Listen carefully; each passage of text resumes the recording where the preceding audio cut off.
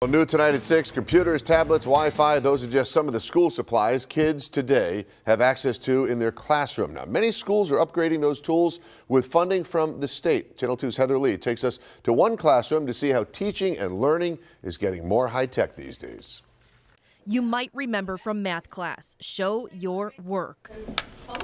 These 7th graders at Alden Middle School are doing that, but trading regular old notes for swiping and scanning to share their answers with the rest of the class using a program called Nearpod and their iPads. It's better than just normal boring pencil and paper, just writing down notes or doing problems. The lesson moves at a much quicker pace. No more waiting around to collect and correct papers. Downtime is never good, so the faster it moves, keeping them engaged, keeping them motivated to keep going is great.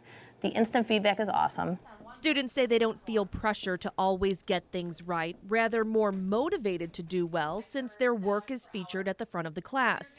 They can use their real names to submit answers or use a nickname if they feel more comfortable. No one really in here judges anyone if they get something wrong or not. They just learn from it.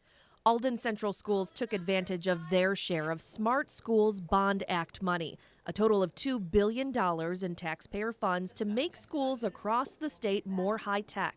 Districts are reimbursed for tech upgrades like computers, Wi-Fi, software, and tech infrastructure. Improvements that are especially important in rural districts like Alden, where not everybody has computers or internet access at home. We make the in-school atmosphere at least a level playing field. And if you think it's just a bunch of kids, faces buried in technology and ignoring each other, you'd be wrong. We get to interact with each other. You can actually see what your friends are doing, how they're working on it.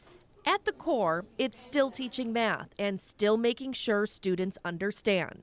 But just as important as that to me is when they say, this was fun. When they come to you and ask, can we do this again? It's so rewarding. Nice job.